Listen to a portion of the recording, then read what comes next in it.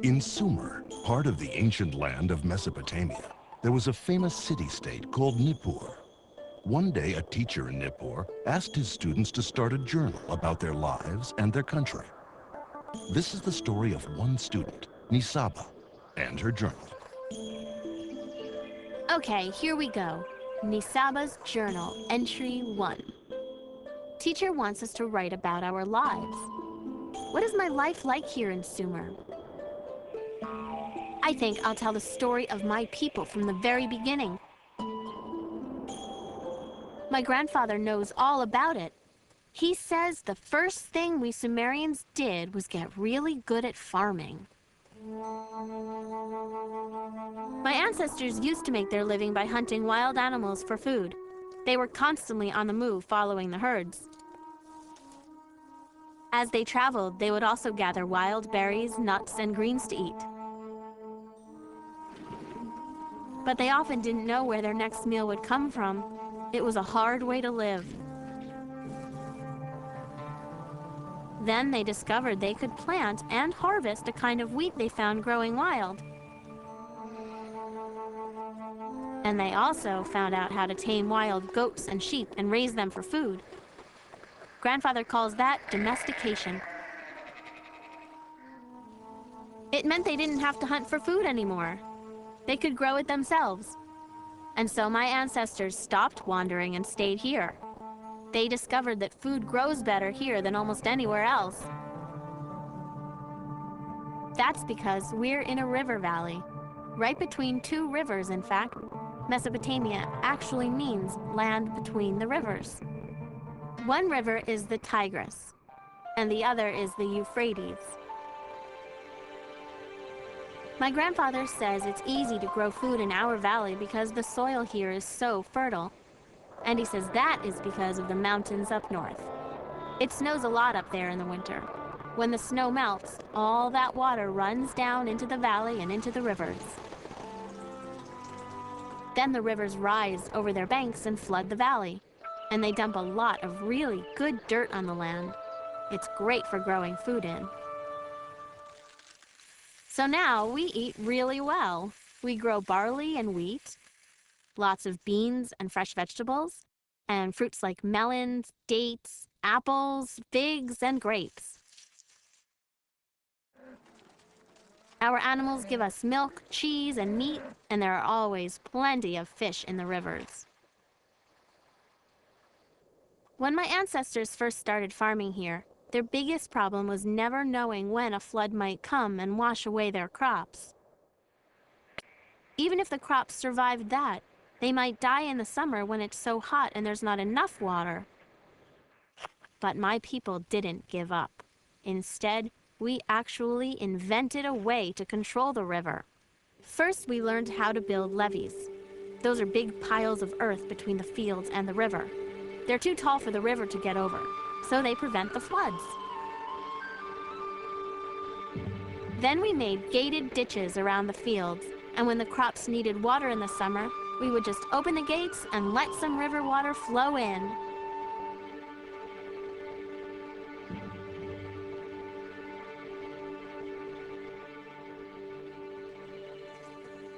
To plant our crops, we use a great tool called a plow. It's a Sumerian invention, and we use an ox to pull the plow, another of our great ideas. Some of our smartest people invented a calendar based on the moon and stars. My grandfather says nobody had ever thought of a way to measure time like that before. It helps us know when the floods will come. In our calendar, each year has 12 months, and each month has 30 days. Each month is represented by one of the constellations in the sky. They're called the zodiac. Our priests watch the zodiac to know which month it is. That way, they know when the floods from the mountains will arrive. We Sumerians also invented writing. My grandfather says that in the old days, nobody knew how to write. Well, if you can't write, how do you keep track of how many animals you sold last month? What are you supposed to do, paint them on cave walls? No, we're much more modern here in Sumer. We figured out how to write on clay tablets. You just take a piece of reed and cut a stylus from it. That's a sort of hard, pointed tool.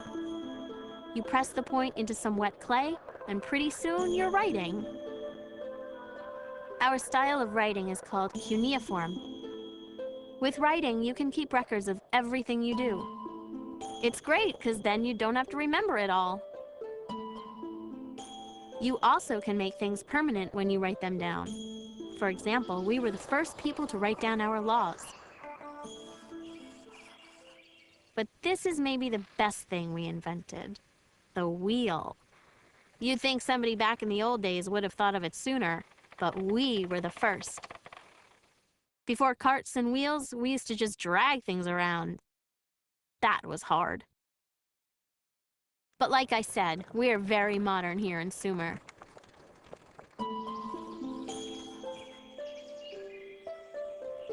My grandfather says that in the old days, most everybody had to work at farming the land.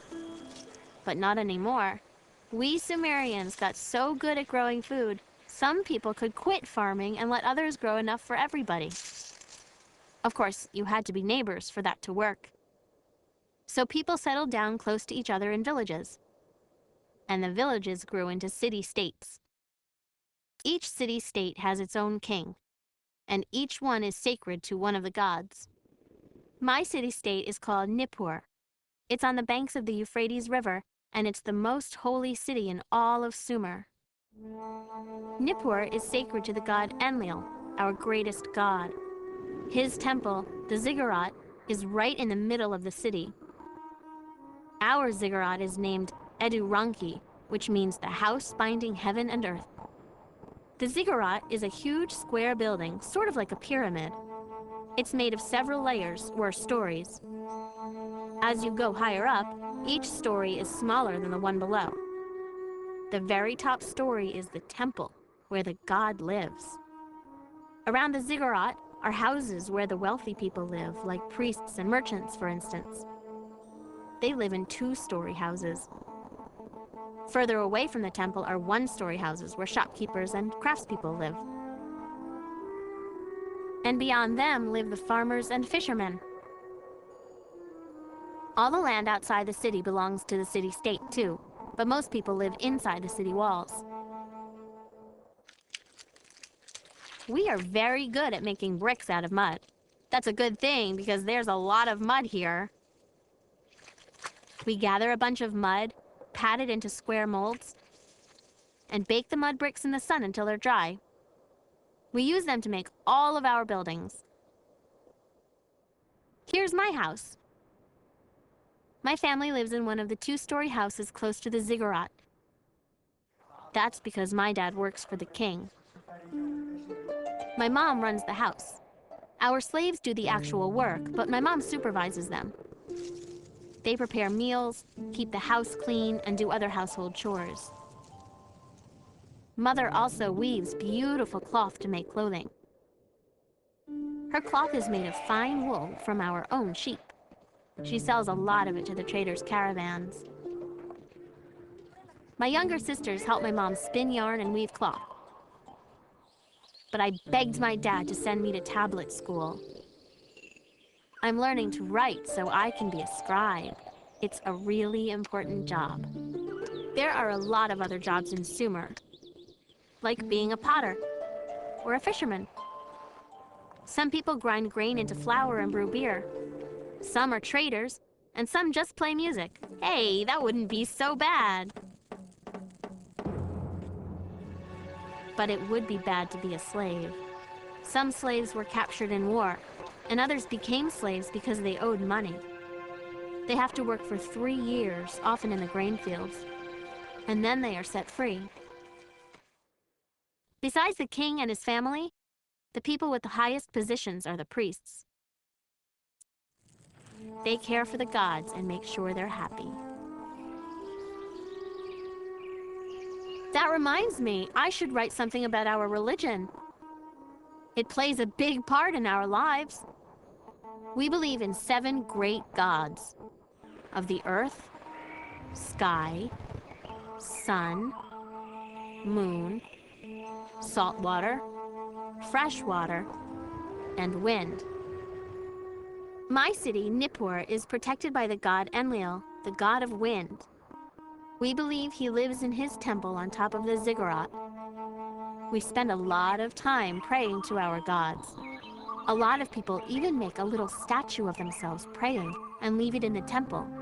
The statues keep on praying while the people go about their daily chores. Our priests hold ceremonies to honor the gods and offer them food twice each day. My older brother Shulgi is a priest in the ziggurat. Only priests are allowed inside. Shulgi reminds me of that every chance he gets. We believe the gods own the land and everything on it. So we give the gods everything we grow. Then the priests share it with all the people. They make sure everyone gets enough. Each city-state in Sumer has a king called an Ensi. We believe he was chosen by the gods to rule us, and that it was the gods who gave us our laws. Our king makes judgments when people have arguments. He's in charge of all our trade with other cities. He decides who gets to farm our fields. And he makes sure the gods' temples are in good repair and that all the right offerings are made. He's got a whole lot to do. So obviously, he needs other people to help him do it. My dad is one of them, and of course my brother helps because he's a priest. Maybe I'll work there too when I'm older. Scribes keep records on clay tablets of everything that happens each year. The king and the priests all work in the ziggurat. It's full of offices and workrooms and storage spaces. To support the king and the priests, our people pay taxes throughout the year. Usually, it's something like a couple of sheep or bags of grain. But there are taxes on almost everything. We get taxed on the livestock we own and on the fish we catch. We even get taxed on our funerals. In our city, every man who is head of a household has to pay a tax called the burden. It's not the usual kind of tax. It's time, not goods. The men have to spend time working for the government, doing things that help or protect the city. For example, my uncle helped to harvest the barley crop. Other men have to go dig out the irrigation ditches to keep them clear. Our neighbor sent one of his slaves to do his work. My dad says you're not supposed to, but people do it if they can afford it. All the taxes go to the king. They pay for our army, which is pretty expensive, and also for repairs and improvements to our city. My grandfather always says, there are priests and there are kings, but the tax man is the one you should be afraid of. Well, that's my journal entry for today. I think it's a pretty good picture of who we Sumerians are and how we live.